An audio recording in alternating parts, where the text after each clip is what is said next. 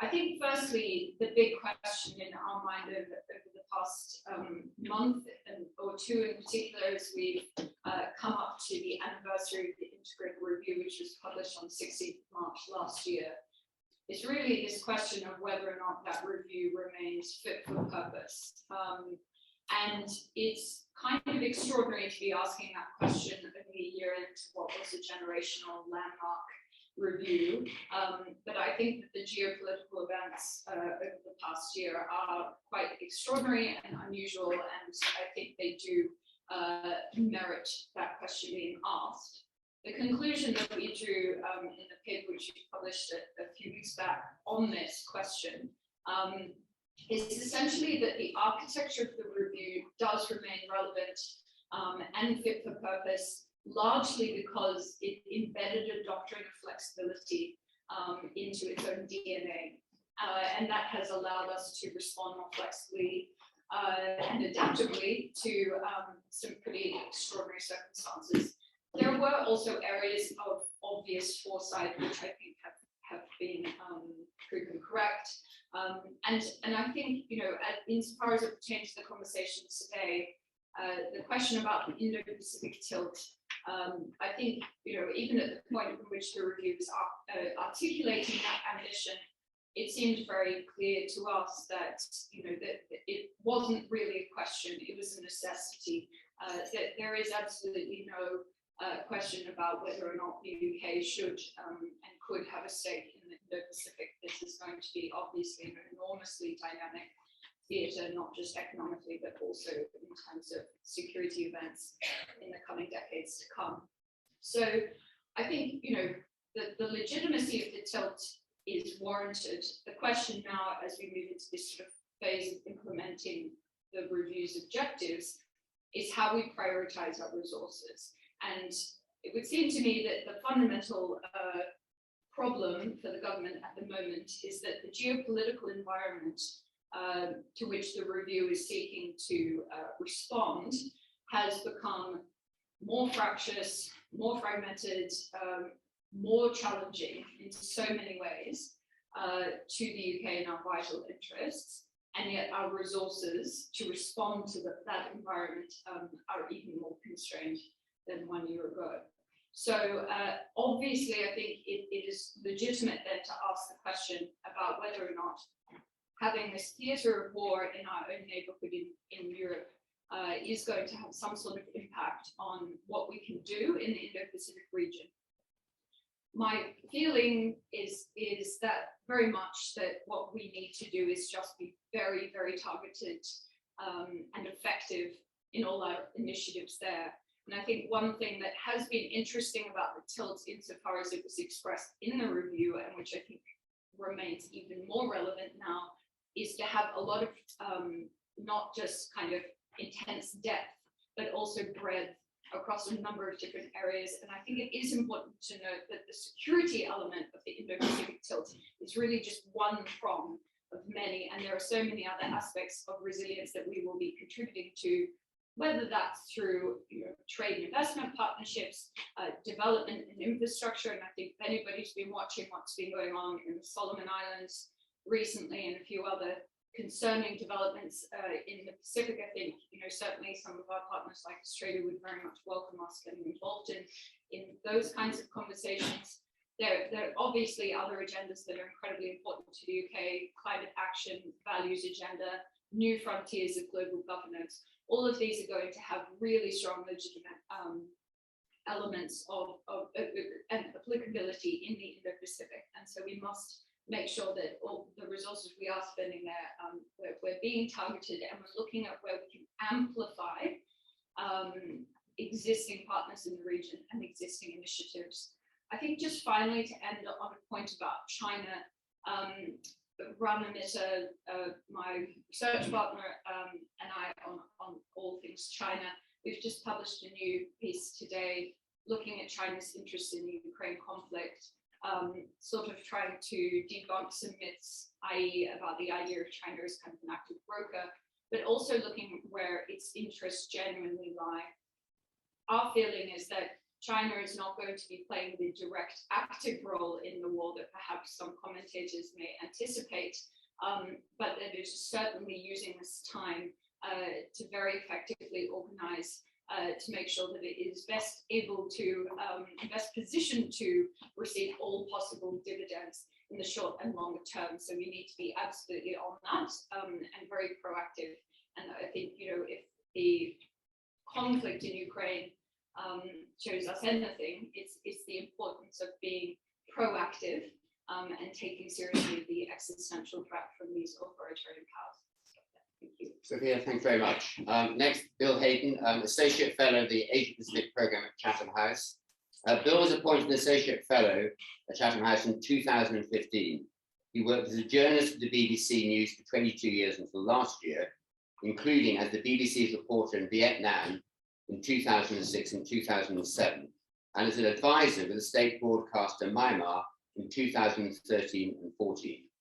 He is the author of 4 books on Asia, including Vietnam, Rising Dragon, The South China Sea, The Struggle for Power in Asia, and The Inventor of China.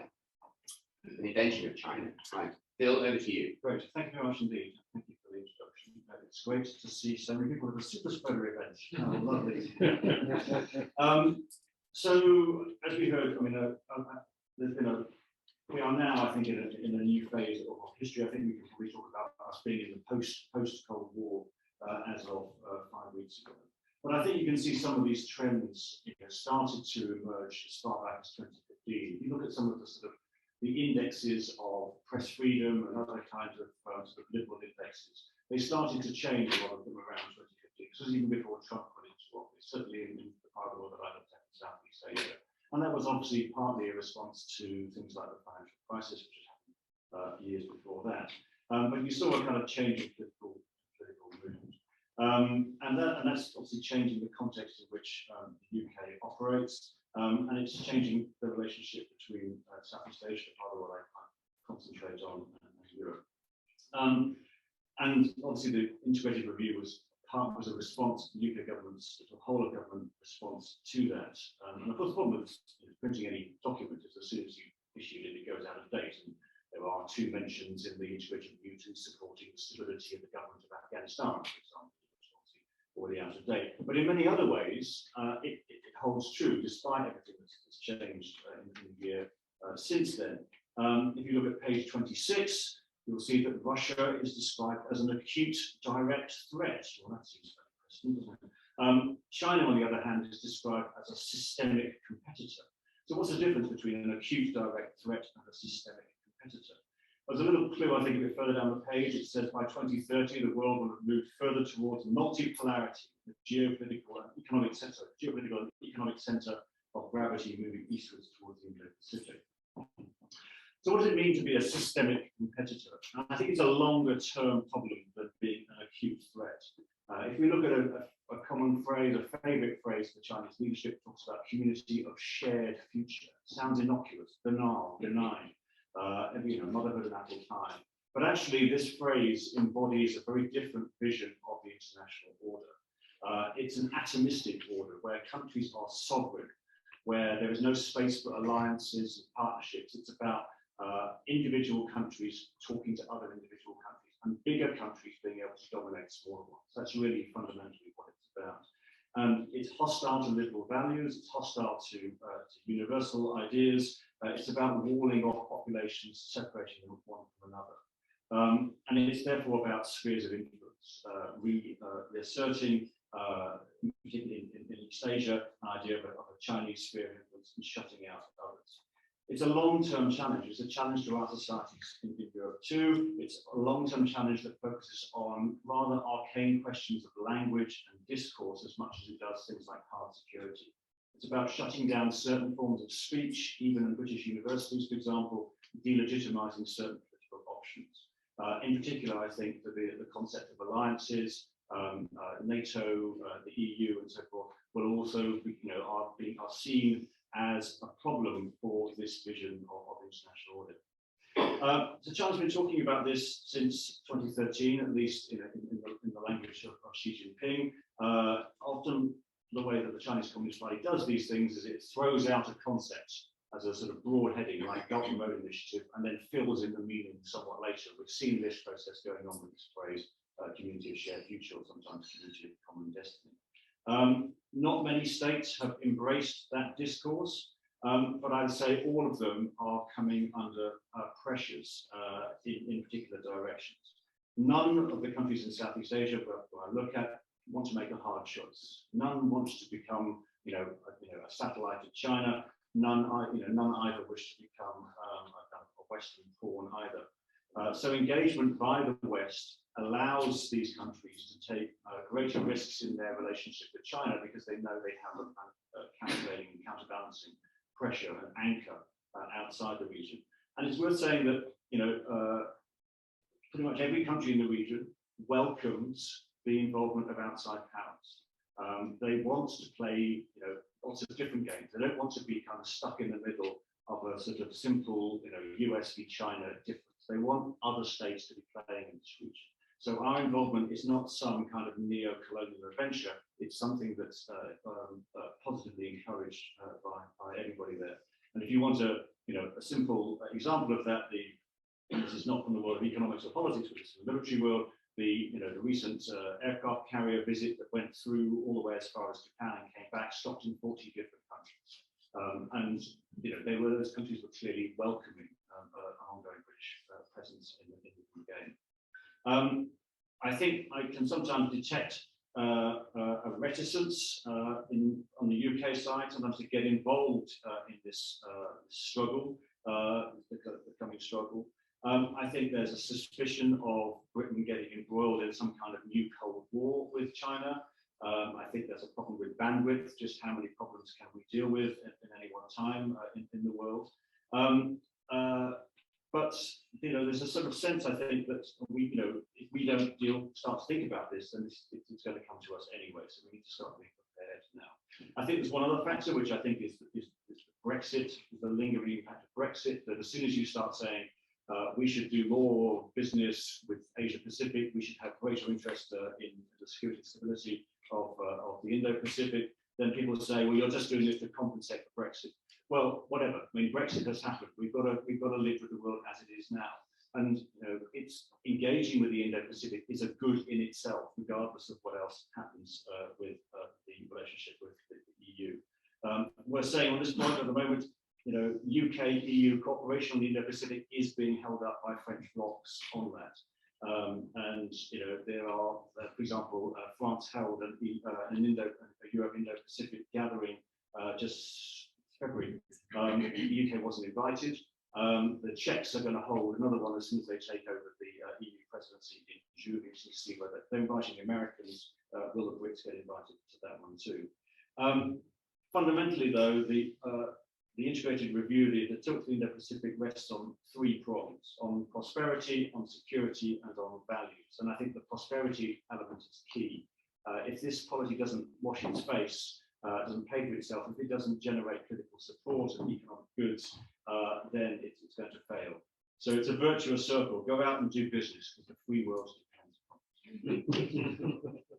Bill, thank you very much. Our next speaker, Andrew was appointed Director General of the Department of International Trade in May 2020, having previously been a Manchester Trade Commissioner for Europe, responsible for the Department of International Trade's work promoting trade and investment with the countries of Europe, and having held a number of senior positions in the Foreign and Commonwealth Office. A warm welcome, Andrew, and over to you.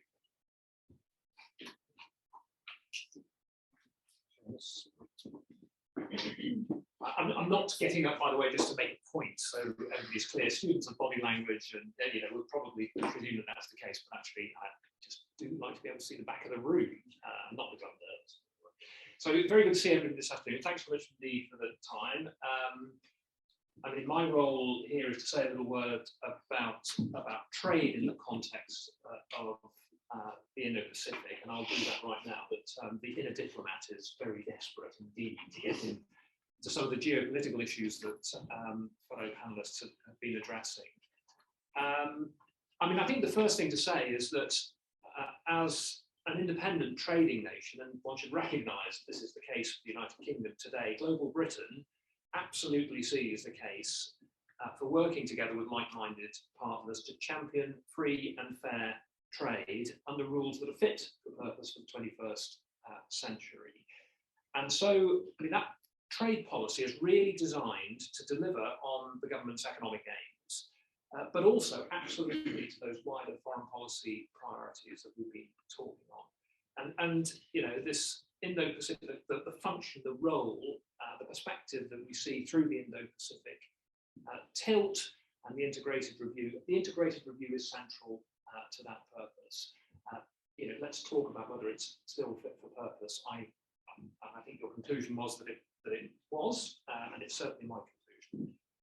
So the Indo-Pacific tilt reflects that sort of global reorientation for economic opportunities, for security values, as Bill was talking about. On the trade front, have we been seeing progress? We've absolutely been seeing progress. And one shouldn't doubt the extent to which we as government departments, government officials, you know, take our cue from what the agreement says, what the integrated review directs us to do in support of the objectives that the government has embodied within the review. So on the trade front, let's just talk about signing free trade agreements. So with Australia in December, New Zealand in February, we've now signed what is truly a groundbreaking digital economy agreement with Singapore. We've made really good progress through the accession process for the CPTPP. Very happy to talk more about that. Securing also a comprehensive strategic partnership with India, including a roadmap with a commitment to negotiating a UK-India FTA.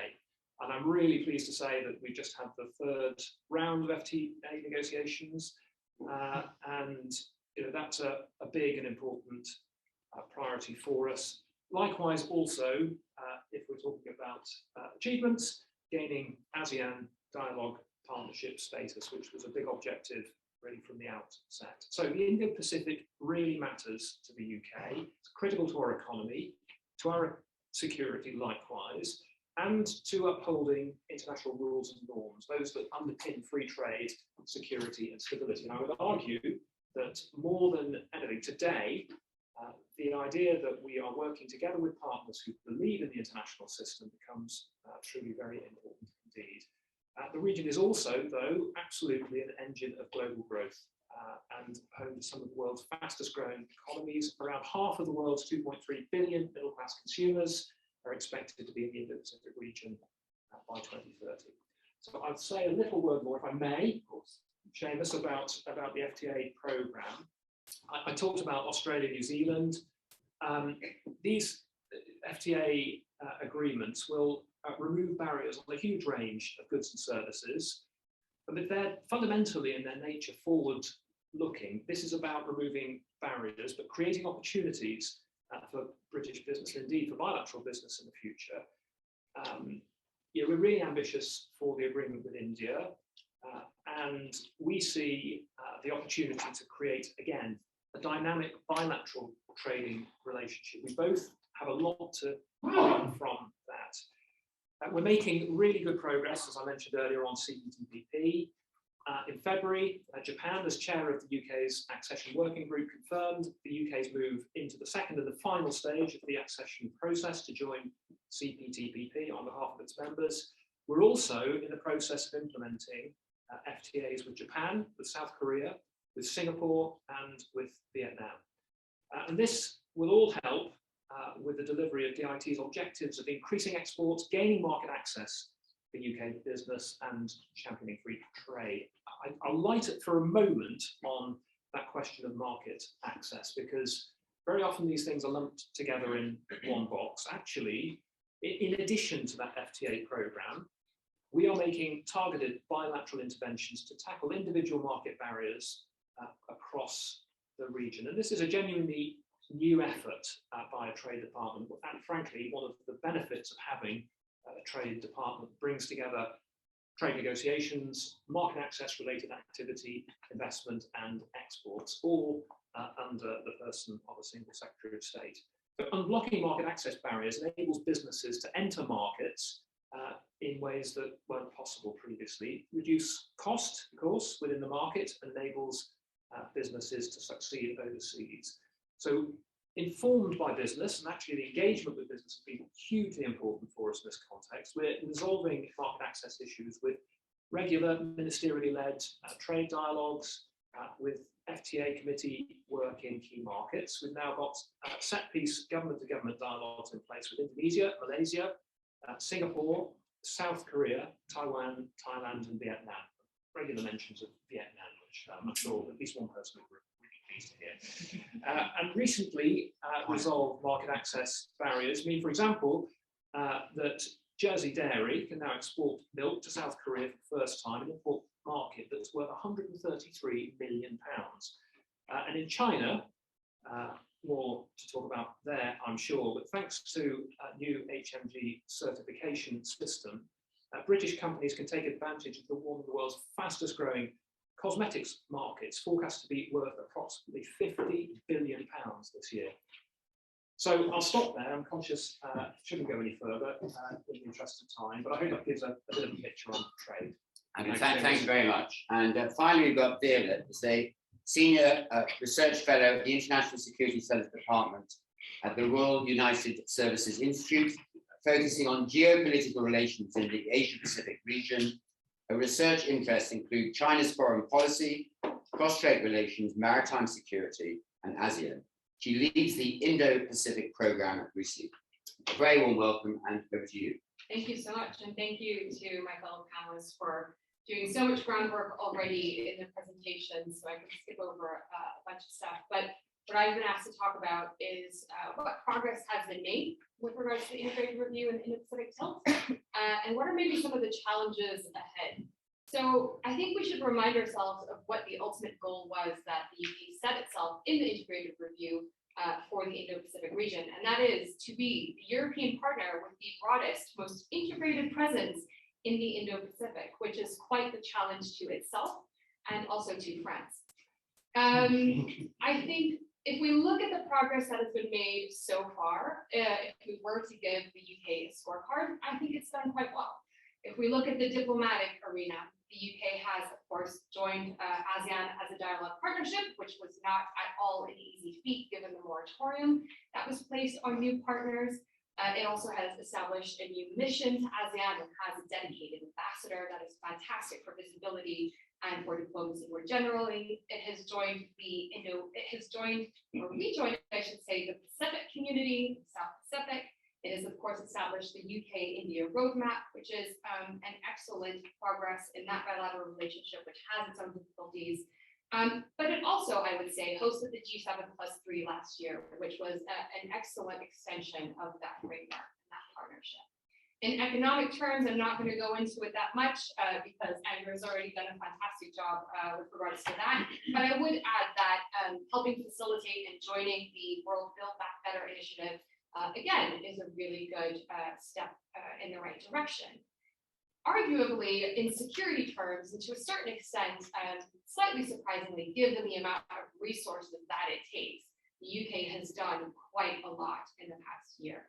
Of course, CSG 21 was a resounding success, 40 partners engaged, and I would say also to add to that, it's transit through the Taiwan Strait of one of its ships.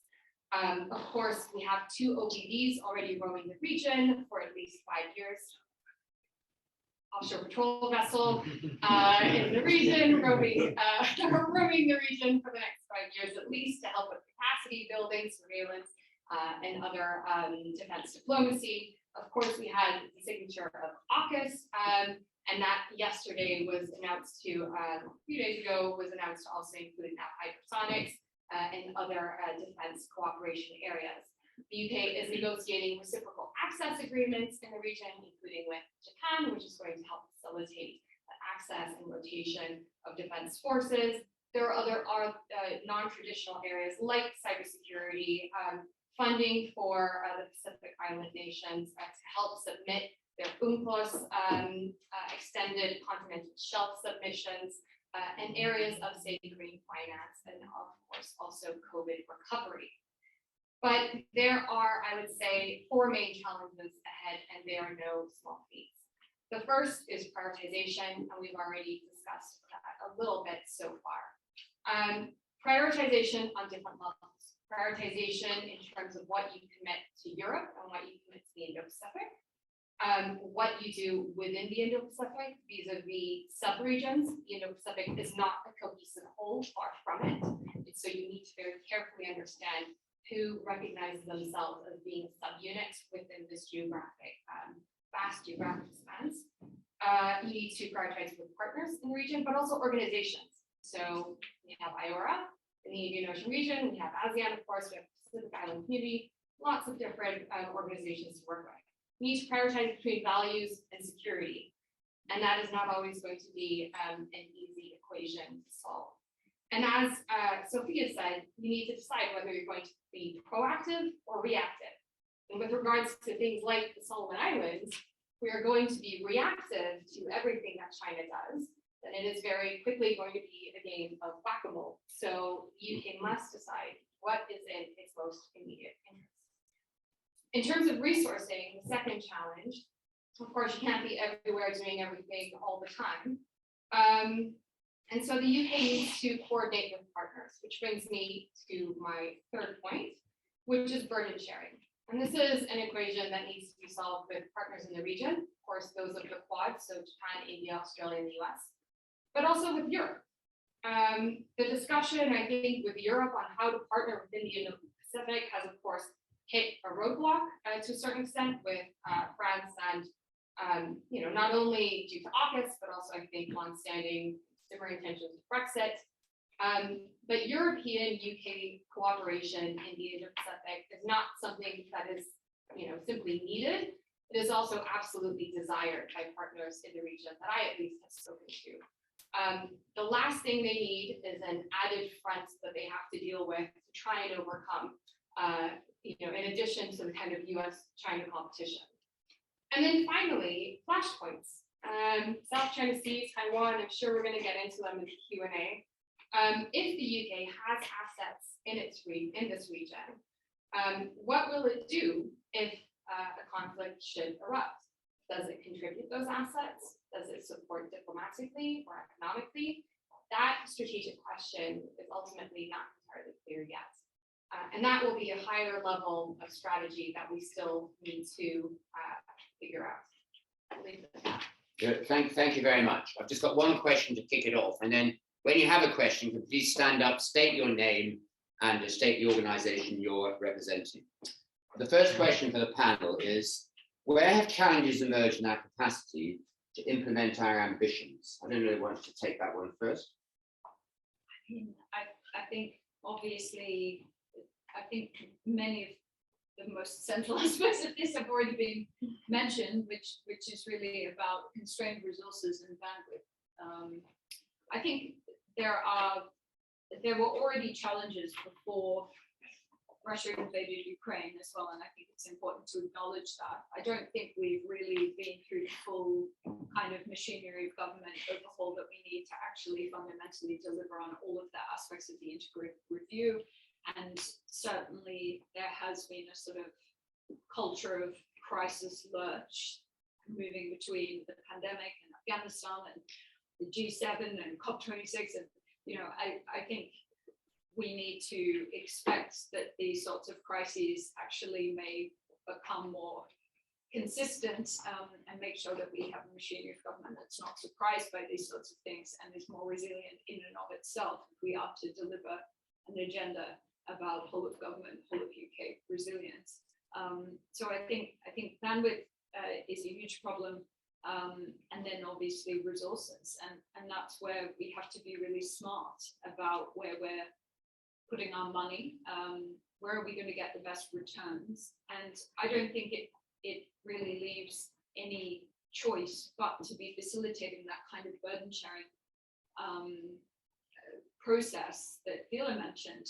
I mean, we have been comfortable talking about burden sharing in the kind of context of NATO. It seems fairly apparent that liberal democracies are going to need to think in a much more expansive way about that, and that's going to have to come into the Indo-Pacific region as well, which is going to be a bit more complicated because talking about burden sharing in Europe, when the vast majority of partners there are democracies, is a very different situation than burden sharing when you're talking about strategic interests in a place like the Indo-Pacific. Let's move on to Ed. You had a question, and then a gentleman on the right. And yeah, sure, thank you. Thank you very much for all the speakers for fascinating instructions. I'm also good to see myself as it. I think we've seen the world galvanise, at least the Western world, in particular, very rapidly, probably driven by public perception, anything before sanctions even came into place was placed against Russia. And private sector is also looking at supply chains very, very closely.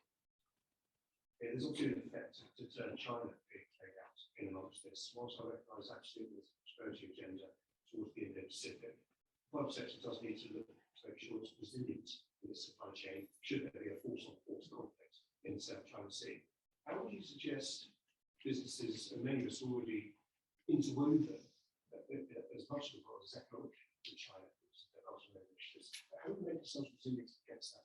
Because the public perception that both your employees internally and externally are moving far faster than government speed, and businesses have to shift out of Russia incredibly fast, and same nothing faster in China. Peter, would you like to pick up that one, or Andrew? Yeah, no, it's a great question, and I think, but I don't know if it's necessarily true that there's a competition for pace between business and government in this particular context. Clearly, I sit in a position in which we have to coordinate both the introduction of sanctions and the engagement we have with business around those sanctions, and I've also coordinated the work we did on supply chains during the COVID crisis. A couple of reflections on this. I think the first thing to say is that it is really important to know what you know and also to know what you don't know. The data and the analysis that we didn't have within government in the context of COVID and supply chains was part of the resilience story that we developed through the integrated review. We understood there were a whole bunch of things that were fundamental to the operation of the global economy that we simply didn't understand. And there's no blame associated with that, beyond saying that actually when you recognise the scale of those fundamental challenges, you need to act. And as I say, data, research, analysis, understanding how supply chains operate, frankly, issues around diversification, issues around where future industry and industrial development is likely to drive pressures on critical supply chains. You think about this in the context of what we're trying to do to green the economy. All of that becomes very, very material to government's interests. As for business, I think there's no substitute for that big discussion that we're all having today. The people who own business and the consumers who consume the products and the services that business creates understand these pressures, and there are costs associated. A lot of these issues are about the additional costs that are associated with decisions that grow resilience. And we had quite a lively discussion within government about the relationship between the cost of reinsuring against resilience versus the value that the taxpayer necessarily expects a government to apply to any decisions that it takes, and it's no different, frankly, for business. But I think talking about it really helps, because ultimately there are choices here, and those choices, I say, imply costs, and those costs ultimately consumers or taxpayers are going to be. Would you like anything to that, or shall I get the next question? Next question. Gentleman, my right. Kyle Ash, Australian High Commission.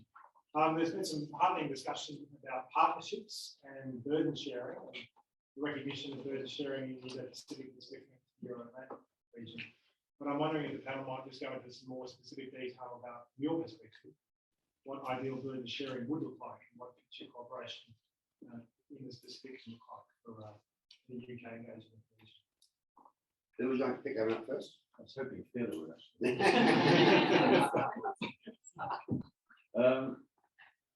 Only that,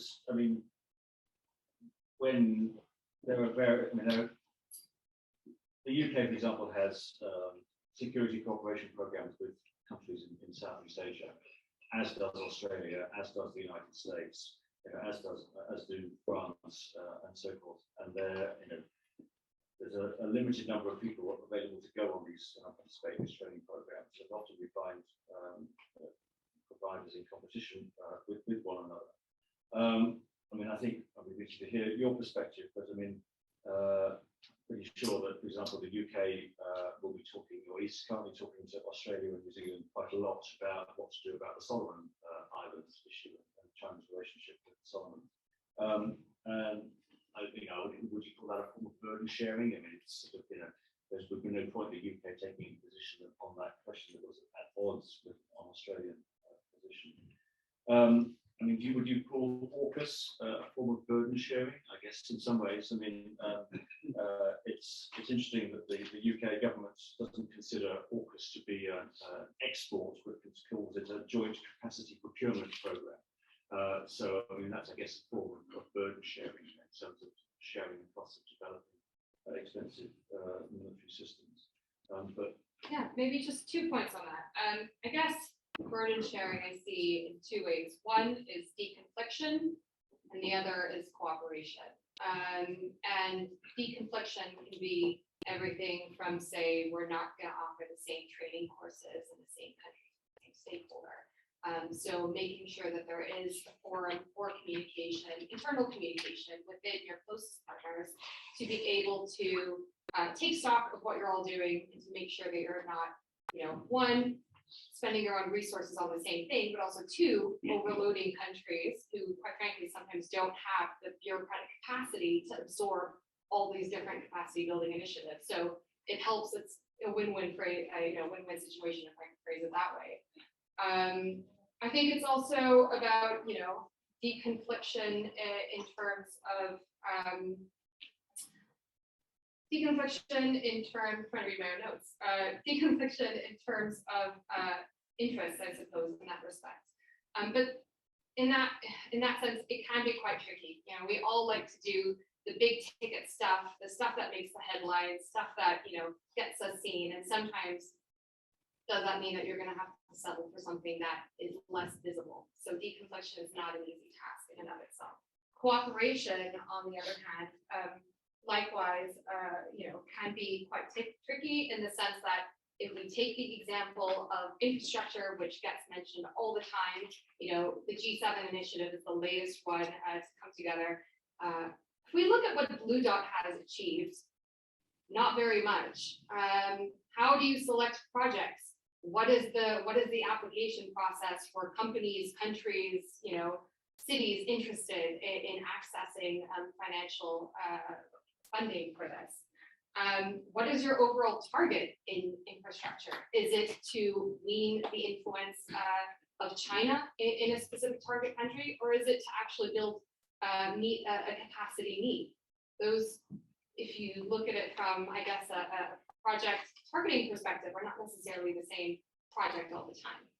So that, I think, is a difficulty. But if I take the example of Australia, for example, does it make sense for the UK to be heavily involved in the South Pacific?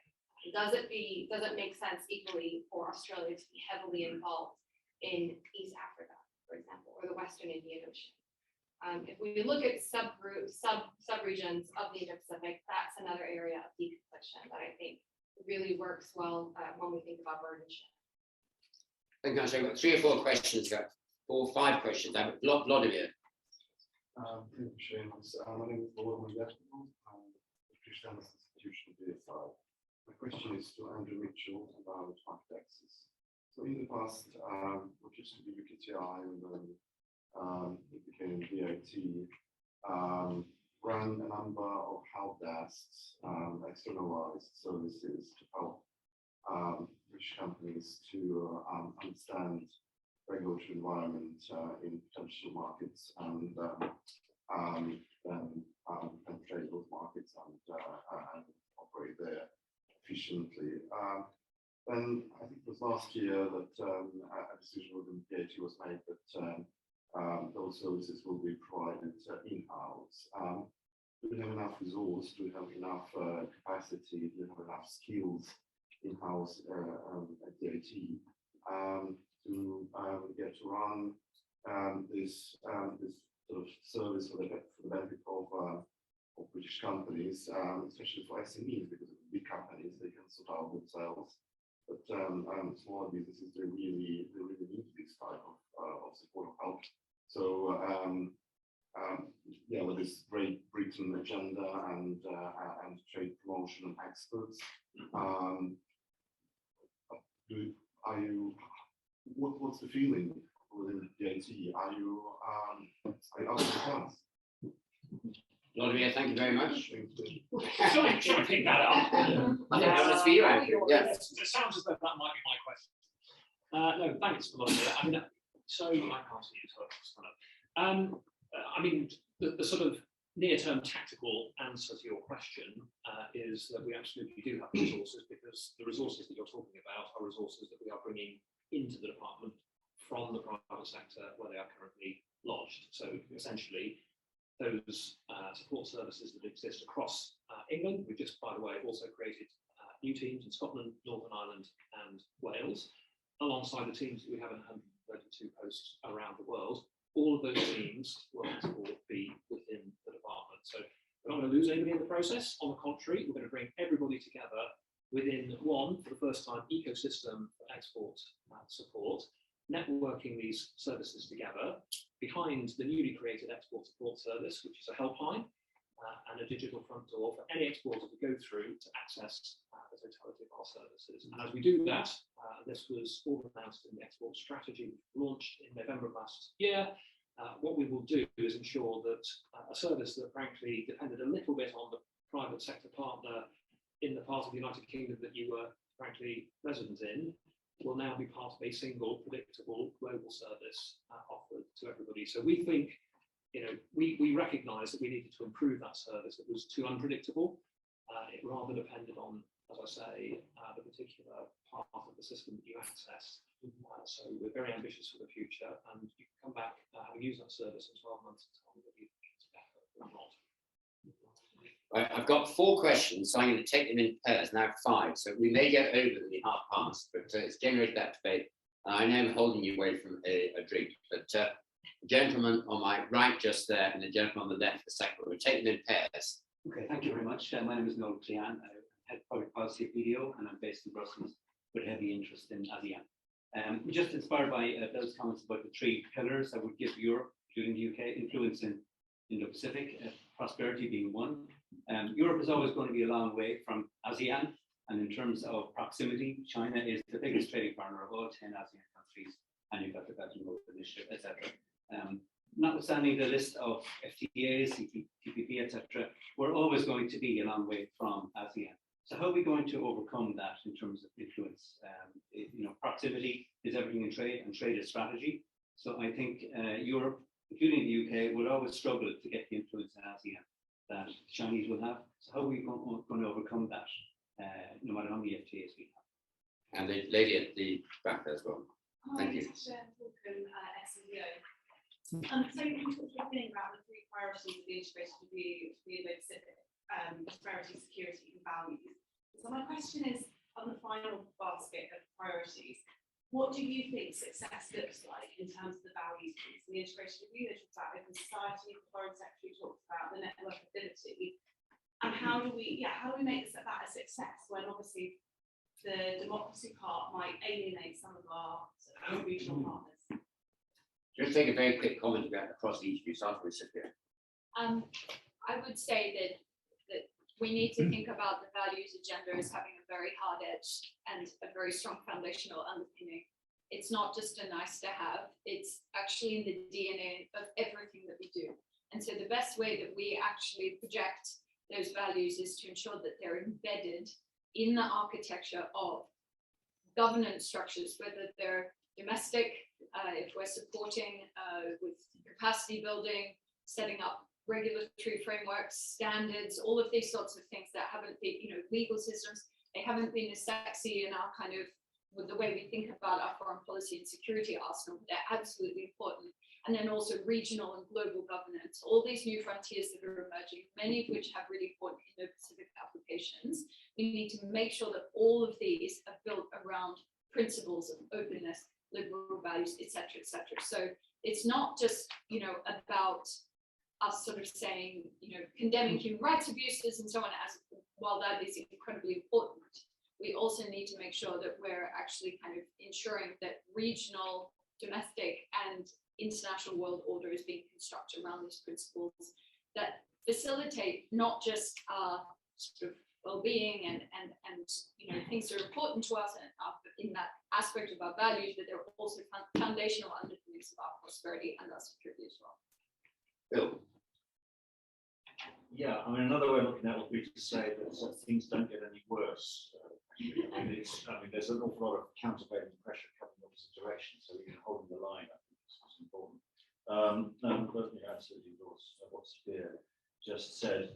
In terms of Noel's question about how do you overcome friction of distance, well, I guess one way is you establish a base in the region. I guess in a lot of British businesses, Singapore is the place they go to speak to English, has a similar legal system, etc., etc.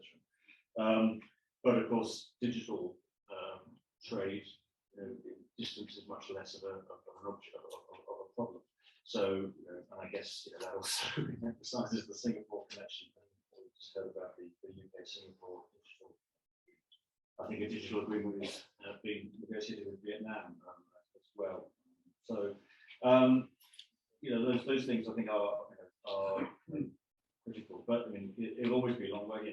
The fact that the UK trades across the border, at least with Ireland, than it does with China, shows how broad distance is. Yeah. Maybe just on a point on values, I mean, I agree fully with what Sophia and Bill have just said. I guess there's two quick points. One, building partnerships that speak to countries in the region on an equal footing, and one from respect. So not one where you speak down to countries when it comes to values, but rather try and exchange perspectives to build that understanding that, as Sophia has already said, those are intrinsic in your own view of the world and the principles that you hold dear, and those will always be important. But that doesn't necessarily mean that the entire relationship is written off, in that extent. And then secondly, I think also understanding the levers that you have, what you can change, and what you cannot change. Focus on what you can change and what you can help with. Respectfully, of course. There are many ways in which you can engage on values, and I think that Sophia has already outlined those perfectly. You can also work with media, you can work with NGOs, there's lots that you can do. You can work on labor laws. So I think we need to think about values more in terms of these day-to-day things that you interact with, rather than just we're only going to work with democracies and with no one else. Andrew. Yeah, thanks. I mean, I find it very difficult to add anything actually to those answers on values, but I think that's absolutely spot on. I mean, essentially, the Foreign Office about this, but I mean, I think values are a way of orienting your action in the world, are they not? And they also tell you something about where your principles should be, and to go to the point that we have talked about many times on this panel, where your priorities should be also. They're absolutely not a stick to beat other nations with, and it's time, if anybody does believe this in this room, we kind of got over that, I think. But they do manifest themselves in the choices that we make, for example, in the context of free trade and open markets. I mean, in a sense, if you could describe that as a value, I certainly think that that is a value, the idea that openness is important, but it is also a means to an end, let's be clear, because we're interested in raising the level of prosperity around the world and taking people out of poverty. We're interested in markets because they instrumentalize certain ends. And I think, values properly applied are what I said. I agree with everything you said, and then I was just talking. Anyway, I'll stop there. on the question on trade, I think it's a really good question. I mean, I don't think this is what you're suggesting, but there are always two premises that I would challenge that sit beneath this question. The first is that there is a choice between trading with Europe and trading with the Indo-Pacific region. There emphatically is not. I mean, we would be deeply ambitious to be able to trade with both. And, that isn't a sort of glib answer. The truth is that when you look at what the British exporting economy does, actually we do different things in different regions. We have a very, very strong rationale for looking at the Indo-Pacific region in terms of future export growth, because we can see the figures. We know where the world's growing middle classes are going to be, and that they are primarily the consumers of the things that Britain is good at producing. We also know that that part of the economy is going to graduate much more strongly towards services. We are predominantly, increasingly, a services-oriented economy. The second sort of premise there that is always worth challenging is the relationship with China on trade in that region. We will never be competing with China other than in a small marginal area.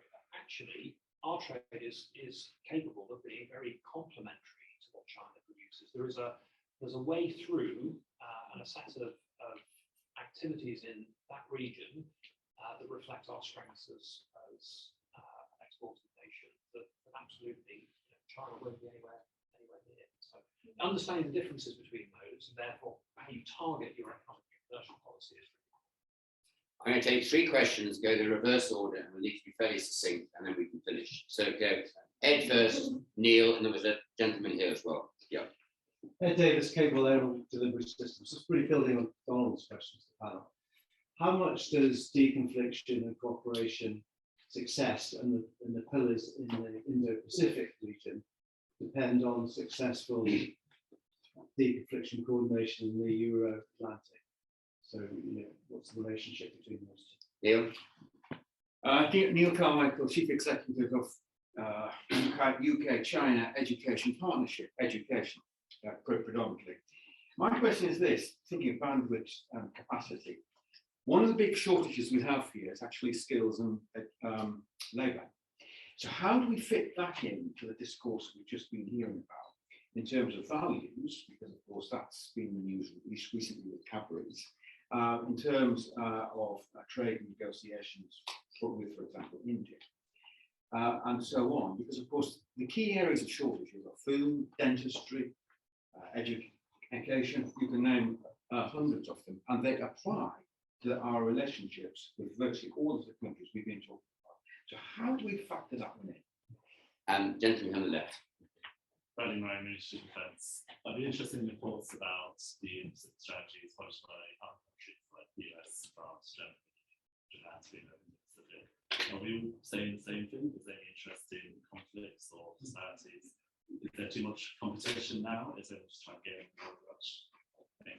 We try and keep them to no more than a couple of minutes each. So, any final points you wish to make, starting with Andrew? Crumbs. Good questions. So, I think on that sort of first question on, does one rely on the deconfliction in the other?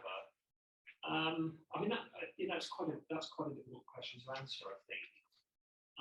And I sort of go back to that point that we were discussing earlier on, which is about the fact that there is limited capacity. You absolutely do have to make choices about the things that you focus on. But there's a fundamental underpinning all of this, which is about sort of communities and relationships, and about we talk about values in this context. That is really important. I think actually, if you're solving the problems in the Euro-Atlantic region, fundamentally you're building the partnerships that allow you to solve the problems elsewhere too. And I think if there is something about this that's relatively hopeful, is that possibility. And we see this, those of us that are working on this topic, day to day in our relationships with our Euro-Atlantic partners. The skills question, it's a really good challenge. This, some of the most interesting companies that we work with, I was indeed today talking to companies doing exactly this, have quite an innovative way of their sort of digital companies, so they're sourcing their skills everywhere. They don't need the skills down the road in Edinburgh. They're sourcing them wherever. So there's an element to this that is about how you can be smart about this. But there's a premise behind the question that is about the domestic skills base and also mobility. And I think any company, it's one of the big things that companies are out about talking to them. We need the skill. There's a competition for skills. Labour market's tight. This is a long-term problem. So I get that. And sort of the question about competing strategies. I think it's to be entirely expected that if you look at the economic data and you do the projections, then everybody's going to come to the same conclusions because the data all say the same thing, which is that this is a growing region. It's geopolitical importance will grow. There are tensions there. Ergo, we've got to do something about it. So, is this about competition? It ought to be, except in when the cooperation breaks down, because actually a lot of the countries that we're working with in that region are countries who are like-minded with us, and their strategies are telling them that sorts of issues we've been talking here around burden sharing, about coalitions of the willing, etc., are actually the way to go. So done well, the answer is there isn't a problem in this. Done badly, of course, yes, it's a way to evolve the levels. Andrew, thanks. I'm going to just pick up some final comments the speakers have. Yeah, I'll touch on the first and the third question. On the first, the US is not going to pivot away from the Indo-Pacific. It will not pivot away from US and Taiwan. Sorry, China and Taiwan. So I think that inevitably means that given the situation in Europe, Europe is going to have to take care of itself, increasingly so in defense and security terms. So that means that this has never been a better time for European strategic autonomy. And off to it, I would say. On the last question of the competition and cooperation and the different strategies, there's a lot of overlap. Let's be clear. There's a lot of overlap. The interests and the drivers for that are obvious. There are also differences. The periphery of the Indo-Pacific geographically on where countries focus differ between the ones that already exist in terms of the strategies and guidelines that have been put out. The same goes with regards to emphasis on defense and security. So, one country will focus more on non-traditional aspects, the other more on hard power. And then finally, also in terms of regional organizations, the German strategy, for example, looked more towards the Indian Ocean region and IORA. The UK has mentioned the Pacific Island Forum. So there are going to be differences at the end of the day. They are going to be slight tweaks, I would say, in everyone's strategy. But that offers an opportunity of complementarity, which really brings me back down to the need for cooperation and consolidation and coordination. Bill. So the only things to add to that, really, I mean, the EU strategy, 17 pages, is entitled Cooperation in the Indo-Pacific, which is kind of up there in front, kind of. And although it has a kind of optimistic tone to it, almost every page is about diversification away from China, creating resilient supply chains that involve other countries, developing port access that means they're not dependent on any particular supplier, all that kind of stuff. So it's there. It's about cooperation, development, and sharing, but at the same time, it's also quite hard-nosed. And so therefore, actually, there are, I think, some similarities with the UK one in particular. I haven't read the Dutch one. It's in English now. The other thing I'd say in terms of deconfliction is I think the way the UK used the G7 during its presidency last year as a way of talking to the EU that didn't involve talking to the EU was actually very smart. So yeah, that was one example, but obviously not. Sophia. I think resilience agenda that acknowledges the significance of the Indo-Pacific is going to need to facilitate economic competition and security cooperation. And we haven't talked much about India today, which is a very, very important theatre of all of this. And I think, it's just as a very quick example of those two spheres, you have, Australia's just sort of secured a sort of preliminary free trade agreement with India, which is a huge landmark achievement. I'm sure we'll be looking to springboard off that, although also we will be competing in some areas.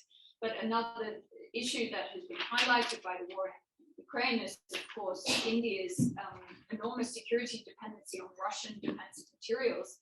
And so that is the perfect example of what the West should be looking at in this crisis in Ukraine and thinking, okay, hang on, how do we sort of learn the lessons from this and sort of move them out into different theatres? The one final thing I would just note about the Ukraine crisis, because it bears down on so heavily on the choices that individuals, nations are making, and then their capacity and willingness to cooperate, is this intersection between the domestic and foreign policy spheres, which are in this crisis becoming impossible to disentangle. So I think while it's incumbent on all of us to think about, applying that kind of hyperactive responsiveness that we have shown in this Ukraine conflict, which is frankly something we're going to have to actually embed as kind of business as usual, but also making sure that we're getting our houses in order at home. So we have really well-functioning, prosperous democracies, because that is going to be the best foundation on which we can build an effective, ambitious foreign policy.